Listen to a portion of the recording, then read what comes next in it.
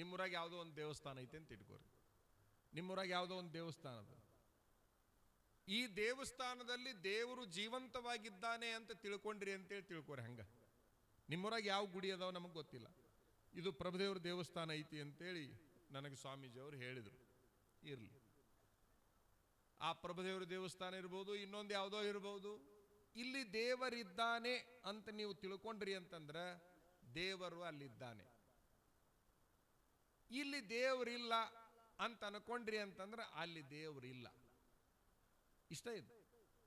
ನೀವು ಬಹಳ ಅದ್ರ ಬಗ್ಗೆ ಒದ್ದಾಟ ಗುದ್ದಾಟ ಹುಡುಕಾಟ ಇದಕ್ಕೇನೂ ಹೋಗಬೇಕಾಗಿಲ್ಲ. ನಿಮ್ಮ ಮನಸ್ಸಿನಾಗ ಇಲ್ಲಿ ಅದಾನ ಅಂತ ಬಂತು, ಅಲ್ಲಿ ಅದಾನ. ನಿಮ್ಮ ಮನಸ್ಸಿನಾಗ ಇಲ್ಲಿ ಇಲ್ಲ ಅಂತ ಬಂತು, ಅಲ್ಲಿಲ್ಲ. ನಿಮ್ಮೂರಾಗ ಒಂದು ದೇವಿ ಗುಡಿ ಇರ್ತೈತಿ. ಆ ನಿಮ್ಮೂರಾಗಿನ ದೇವಿ ಗುಡಿ ಒಳಗೆ ದೇವಿ ಅದಾಳ ಅಂತ ತಿಳ್ಕೊಂಡ್ರಿ ಅಂತಂದ್ರೆ ಆಕೆ ಅಲ್ಲಿ ಅದಾಳ. ಇಲ್ಲ ಸೌದತ್ತೆಗ ಅದಾಳ ಅಂತೇಳಿ ತಿಳ್ಕೊಂಡ್ರಿ ಅಂತಂದ್ರೆ ಆಕೆ ಸೌದತ್ತೆಗ ಇರ್ತಾಳೆ. ಬೇರೆ ಕಡೆಗೆ ಎಲ್ಲಿ ಇರುವುದಿಲ್ಲ. ನಿಮ್ಮೂರಾಗಿ ಇಲ್ಲ ಅಂತೇಳಿ ಸೌದತ್ತಿಗೆ ಹೋಗ್ತೀರಿ ನೀವು. ಹಾಗಾಗಿ ಸೌದತ್ಯಾಗ ನಿಮಗೆ ಕಂಡಂಗೆ ಆಕೈತಿ. ಸೌದತ್ಯಾಗನೂ ಇಲ್ಲ, ಶೃಂಗೇರಿಯಾಗ ಅದಾಳ ಅಂತಂದ್ರೆ ಮತ್ತೆ ಅಲ್ಲಿಗೆ ಹೊಂಟ್ಲ ಆಕಿ. ನೀವು ಎಲ್ಲಿಗೆ ಹೋಗ್ತೀರಿ ಅಲ್ಲಿ ಇರ್ತಾಳೆ. ಒಟ್ಟು ನೀವು ಎಲ್ಲಿಗೆ ಹೋಗ್ತೀರಿ ಅಲ್ಲಿಗೆ. ಅಂದ್ರೆ ನಮ್ಮ ಮನಸ್ಸಿನಾಗ ಎಲ್ಲಿ ಐತಿ ಅಂತ ಬರ್ತೈತಲ್ಲ ಅಲ್ಲಿ ಇರ್ತೈತಿ ಎಲ್ಲ. ಬರೇ ದೇವ್ರು ಒಂದೇ ಅಲ್ಲ, ಎಲ್ಲದೂ ಅಲ್ಲಿರ್ತೈತಿ. ಈಗ ದೇವರು ಹೆಚ್ಚೋ ನಂಬಿಕೆ ಹೆಚ್ಚೋ? ಒಬ್ರು ಯಾರ ಹೇಳ್ರಿ? ಶಾನ್ಯರಿದ್ದೀರಿ ನೋಡ್ರಿ, ನೀವು ಅಷ್ಟರು ಶಾನ್ಯರಿದ್ದೀರಿ. ಈಗ ನನಗೆ ಗೊತ್ತಾಯ್ತು, ನೀವು ಅಲ್ಲಮಾ ಪ್ರಭುವಿನ ಊರವ್ರು ಅಂದ ಮೇಲೆ ಶಾನ್ಯರು ಇರಲೇಬೇಕು, ಹಾಗಾಗಿ ಶಾನ್ಯರಿದ್ದೀರಿ ಅಂತ. ಯಾಕಂದ್ರೆ ಓಸರು ಹೇಳಿದ್ರು ಒಂದ ಮಾತಿನಾಗ, ನಂಬಿಕೆ ಹೆಚ್ಚರಿ ಅಂತೇಳಿ. ಮತ್ತೆ ದೇವರು ಇಲ್ಲ ಅಂದ್ರೆ ನಂಬಿಕೆ ಹೆಂಗೆ ಬರ್ತೈತಿ? ದೇವರಿಲ್ಲ ಅಂದ್ರೆ ನಂಬಿಕೆ ಹೆಂಗೆ ಬರ್ತೈತಿ? ನಂಬಿಕೆ ಹೆಚ್ಚು ಅನ್ನೋದು ಏನೈತಲ್ಲ, ಅದು ಬಹಳ ಮಹತ್ವದ್ದು. ನೀವು ಹೇಳೋ ಮಾತು ಸತ್ಯ. ಇಬ್ಬರು ಸೇರಿ, ಗಂಡ ಹೆಂಡತಿ ಸೇರಿ ಸಿನಿಮಾ ನೋಡಕ್ಕೆ ಹೋದ್ರಂತ. ಇಬ್ಬರು ಸೇರಿ ಹೋದ್ರು. ಹಳೆಯ ಮಂದಿ ಹಂಗ ಅವರು ಹೋಗ್ಬೇಕಾದ್ರೆ ಇಬ್ಬರು ಕೂಡ ಹೋಗಿದ್ವು. ಈಗಿನ ಒಂದೊಂದು ಹೋಗ್ಬಿಡ್ತಾವ. ಇವು ಕರ್ಕೊಂಡು ಹೋಗುದಿಲ್ಲ ಇವು. ಹಾಗಾಗಿ ಆಕೆ ಬರೇ ರೇಷನ್ ಅಕ್ಕಿ ಅನ್ನ ಮಾಡಿ ಅಷ್ಟ ಇಟ್ಟಿರ್ತಾಳೆ ಇವಂಗೆ. ಒಂದು ದಿವಸ ಸಿನಿಮಾಗೆ ಕರ್ಕೊಂಡು ಹೋಗಿ ಬಾ ಅಂದ್ರೆ ಮರುದಿವ್ಸ ಎಲ್ಲ ಸಿಗ್ತೈತಿ. ಹೌದಲ್ಲ? ಇದು ತಾನ ಹೋಗಿ ತಾನ ಬರ್ತೈತಿ. ನಾ ಸಿನಿಮಾ ನೋಡಿ ಬಂದೆ ಅಂತೈತಿ. ಅಲ್ಲಿ ಅನ್ನ ಮಾಡಿಟ್ಟು ನೋಡಿ ತಿಂದು ಮಲಗಂತಾಳೆ ಆಕೆ ಅಷ್ಟೆ. ಮತ್ತು ಆಕಿಗೆ ಏನು ನೆಮ್ಮದಿನ ಇಲ್ದಂಗೆ ಆತಲ್ಲ. ಹಿಂಗಿರ್ತೈತಿ. ಆದ್ರೆ ಹಳೆ ಮಂದಿ ಹಂಗಿದ್ದಿಲ್ಲ. ಅವ್ರು ಬಹಳ ಚಂದ ಇರ್ತಿದ್ರು. ನಮ್ಮೂರಾಗ ಇಬ್ಬರು ಗಂಡ ಎಂತಿದ್ರು. ಆಶ್ಚರ್ಯ ಅಂತಂದ್ರೆ ಒಂದು ದಿವಸ ಅವರು ಒಬ್ಬರನ್ನೊಬ್ಬರು ಬಿಟ್ಟಾಗಲಿದ್ದು ನಾನು ನೋಡಲೇ ಇಲ್ಲ. 30 ವರ್ಷ 30 ವರ್ಷ 30 ವರ್ಷ. ಏನಿದು ಅದ್ಭುತ ದಾಂಪತ್ಯ, ಏನಿದು ಸಂಸಾರ ಅಂತ ಗಾಬರಿ ಆಗ್ತಿದ್ದೆ ನಾನು.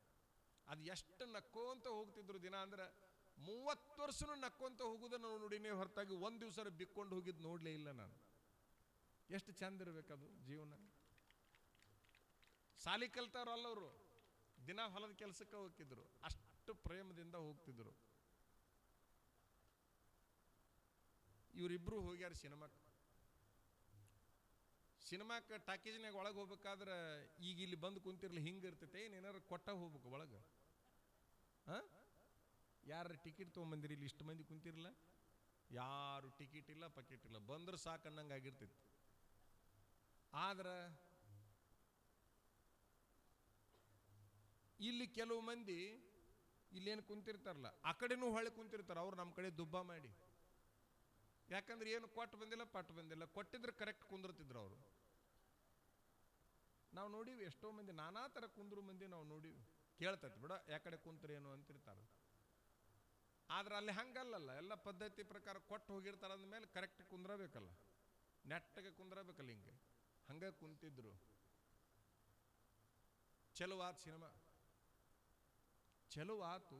ಅರ್ಧ ತಾಸಿನೊಳಗೆ ಆಕೆ ಏನಂದ್ಲು ಗೊತ್ತಾ? ಇವಂಗ ನಂಗೆ ಇದು ಸರಿ ಅನಿಸೋಲ್ದ್ರಿ, ಹೋಗು ನಡ್ರಿ ಅಂದ್ಲು. ಸಿನಿಮಾ ಸರಿ ಇಲ್ಲ, ಹೋಗು ನಡ್ರಿ ಅಂದ್ಲು. ಅವ ಅಂದ, ಇದನ್ನೇನು ಕಾರ್ಯಕ್ರಮ ಮಾಡಿಯ? ಸ್ವಾಮಿಗಳು ಬಂದು ಭಾಷಣ ಮಾಡ್ತಿರ್ತಾರಲ್ಲ, ಕಾರ್ಯಕ್ರಮ ಮಾಡಿ ಇದನ್ನ ರೊಕ್ಕ ಕೊಟ್ಟು ಬಂದೀವಿ, ಸುಮ್ಕುಂದ್ರು ಅಂದ. ಮುಟ್ಟಿಸ್ಕೊಂಡು ಹೋಗುನು ಅಂದ.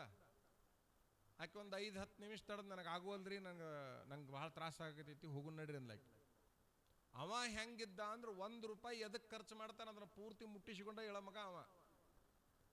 ಎಂದೂ ರೊಕ್ಕ ಕಳ್ಕೊಳ್ಳೋ ಗಿರಾಕಿ ಅಲ್ಲದು. ಇಷ್ಟು ರೊಕ್ಕ ಕೊಟ್ಟು ಒಳಗೆ ಬಂದಿವಿ, ಇದೇನಪ್ಪ ಈಗಾಗಲೇ ಹೋಗುನು ಅಂತ ಕುಂತಲಲ್ಲ. ಅವ ಅಂದ, ಅವಂಗೂ ಹಿಡಿಸಿದ್ದಿಲ್ಲ, ಆದ್ರೆ ಕೊಟ್ಟಿದ್ದು ಮುಟ್ಲಿ ಅಂತ ಅವ ಕುಂತಿದ್ದ. ಅವ ಅಂದ, ಅಷ್ಟು ಮುಟ್ಟು ತನಕ ನಾ ಅಂತೂ ಬರಂಗಿಲ್ಲ. ಆಕೆಂದ್ಲು, ಹಂಗಾರೆ ನೀವು ಕುಂದ್ರಿ, ನಾ ಹೊಕ್ಕಿನಂದ್ಲ. ಜೀವ ಇದ್ರಲ್ಲ ಇಬ್ರು, ಒಬ್ಬರನ್ನ ಬಿಟ್ಟು ಒಬ್ಬರು ಇರೋದೇ ಹೆಂಗೆ? ನಿಮಗೆ ಹೇಳೋದಂದ್ರೆ, ಯಾವಾಗ ಆಕೆ ಹೋಗ್ತೀನಂತ ಹಠ ಹಿಡಿದ್ಲಲ್ಲ, ಆಗೈತರಿ ಏನು ನಿನಗ ಅಂದ. ನಂಗೆ ವಿಪರೀತ ತಲೆ ನುಸಾಕತೈತಿ ಅಂದ್ಲ. ತಲೆ ನುಸಾಕತೈತಿ, ನನಗೂ ಸಿನಿಮಾಕ್ಕೆ ಬರುವಾಗ ಆಗಾಗ ತಲೆ ನುಸಿತಿರ್ತೈತಿ, ಬಂದ ಮೇಲೂ ನುಸಿತಿರ್ತೈತಿ. ನಾನು ಇಲ್ಲಿಗೆ ಬರೋಕ್ಕಿಂತ ಮೊದಲು ಗುಳಿಗೆ ತಂದ ಬಿಟ್ಟಿನಿ ತಲೆ ನೋವಿಂದ ಅಂದವ. ಹೆಂಗಾರ ಮಾಡಿ ಈಕಿನ ಕುಂದ್ರಿಸ್ಬೇಕಿಲ್ಲ, ಒಟ್ಟಿಕಿನ್ನ ಎಬಿಸ್ಕೊಂಡು ಹೋಗುವಂಗಿಲ್ಲ. ತಲೆ ನೋವಿನ ಗುಳಿಗೆ ತಂದಿರಿ? ಹಾಂ ತಂದೀನಿ ಅಂದವ. ಕೊಡ್ರಿ ನೋಡೋಣ ಅಂದ್ಲಾಕಿ. ಕೈಯಾಗ ಕೊಟ್ಟವ. ನೀರು ಅಂದ್ಲಾಕಿ. ಗುಳಿಗೆ ಐತಿ, ಕುಡಿಯಾಕ ನುಂಗಾಕ ನೀರು ಬೇಕಲ್ಲ. ಇದು ನುಂಗು ಗುಳಿಗೆ ಅಲ್ಲ, ಚೀಪು ಗುಳಿಗೆ ಅಂದವ. ಚೀಪಿಗೋ ಅಂತ ಕುಂದ್ರಂದವ. ಆ ಗುಳಿಗೆ ಕೊಟ್ಟ, ಚೀಪಿಗೋ ಅಂತ ಕುಂತ್ಲು. ದುಂಡಗ ಸಾಪಗ ಇತ್ತು. ಒಂದು 15 ನಿಮಿಷ ಬಿಟ್ಟು, ತೆಲ್ ನೀವು ಹೆಂಗೈತಿ ಅಂದವ. ಹೋಗೈತಿ ನೋಡ್ರಿ ಅಂದ್ಲಾಕಿ.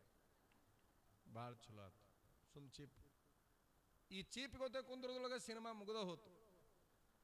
ಆದ್ರೆ ಗುಳಿಗೆ ಚೀಪಿದಾಟ ಸಣ್ಣ ಆಗ್ಬೇಕಿಲ್ಲ, ಹೋಗ್ಬೇಕಿಲ್ಲ. ಅದು ಎಲ್ಲ ಚೀಪುಗಳಿಗೆ ಹೆಂಗಿರ್ತಾವ್ರಿ, ಚೀಪಿಗೊಂತ ಹೋದಂಗೆಲ್ಲ ಇಲ್ದಂಗೆ ಹಾಕವಿಲ್ಲ. ಈ ಗುಳಿಗೆ ಏಟು ಸಾಪಾಗಿದ್ದಿಲ್ಲ, ಇದು ಹಂಗ ಇತ್ತು. ಆಶ್ಚರ್ಯ ನಿಮಗೆ ಹೇಳುದು ಅಂದ್ರೆ, ಸಿನಿಮಾ ಮುಗಿಸ್ಕೊಂಡು ಹೊರಗೆ ಬಂದ ಮೇಲೆ, ಅಲ್ರಿ ಗುಳಿಗೆ ಹೆಂಗಿದ್ದಿದ್ದು ಹಂಗ ಐತ್ರಿ ಬಾಯಾಗ ಅಂದ್ಲಾಕಿ. ತಾ ಗುಳಿಗೆ ಅಂದವ. ಇದೆಂತ ಗುಳಿಗ್ರಿ, ಕೊಟ್ಟು ಹೊಳ್ಳಿ ಇಸುಗಳು ಗುಳಿಗೆ ಅಂತೇಳಿ ಆಕೆ ತೆಗೆದು ನೋಡ್ತಾಳೆ. ಗುಳಿಗೆ ಎಲ್ಲದ ಅವನ ಅಂಗಿ ಗುಂಡಿ ಅದು ಹರಿದಿತ್ತು, ಎಲ್ಲರೂ ಬಿದ್ದಿಗಿದ್ದಿತ್ತಂತ ಆ ಮಗ ಅದನ್ನ ಕಿಸೆದಾಗ ಇಟ್ಕೊಂಡಿದ್ದ. ಆಕಿನ ಕಾಟಕ್ಕೆ ಆ ಗುಳಿಗಿನ ಆಕಿನ ಕೈಯಾಗ ಕೊಟ್ಟು ಚೀಪಾಗಿ ಕುಂದ್ರಿಸ್ಯಾನ ನೋಡ್ರಿ.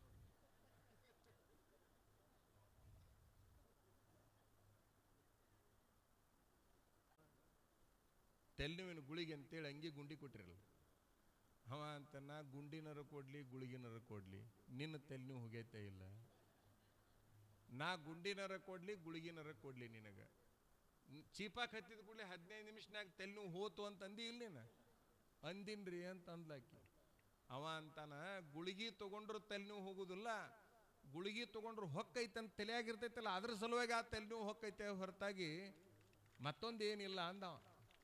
ಗುಳಿಗೆ ತಗೊಂಡ್ರ ತೆಲ್ನೂ ಹೊಕ್ಕೈತೆ ಅನ್ನೋ ಗುಂಗ ಏನ ಒಳಗೈತಲ್ಲ, ಅದನ್ನು ತಗೊಂಡಾಗ ಅದು ಹೋಗೇ ಬಿಡ್ತೈತೆ ಅಷ್ಟ ಅಂದ.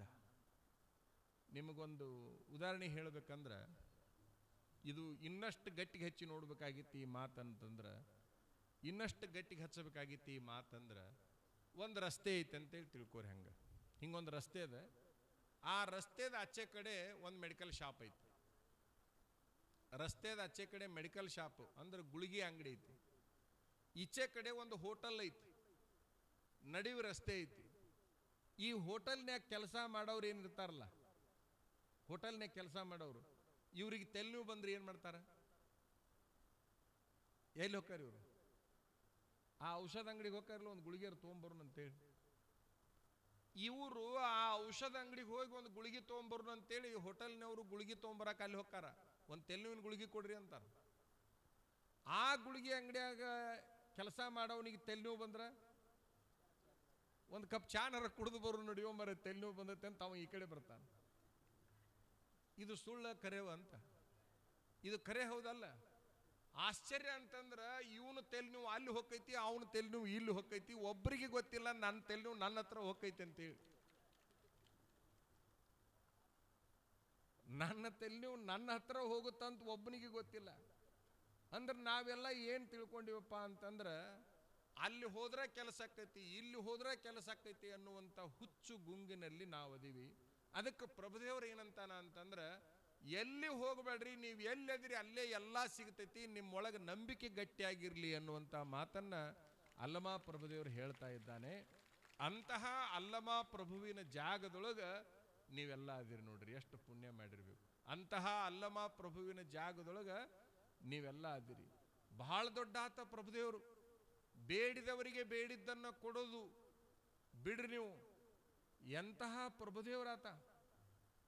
ಬಸವಣ್ಣನ ಅಹಂಕಾರವನ್ನು ಕಡಿಮೆ ಮಾಡಿದಾತ ಪ್ರಭುದೇವರು. ಬಸವಣ್ಣನ ಅಹಂಕಾರವನ್ನು ಕಡಿಮೆ ಮಾಡಿದಾತ ಪ್ರಭುದೇವರು. ಸೊಲ್ಲಾಪುರ ಸಿದ್ದರಾಮನ ಅಹಂಕಾರವನ್ನು ಕಡಿಮೆ ಮಾಡಿದಾತ ಪ್ರಭುದೇವರು. ಬಸವಣ್ಣನವರಿಗೆ ಅಹಂಕಾರ ಬಂದಿತ್ತಂತ. ಬಸವಣ್ಣನವರಿಗೆ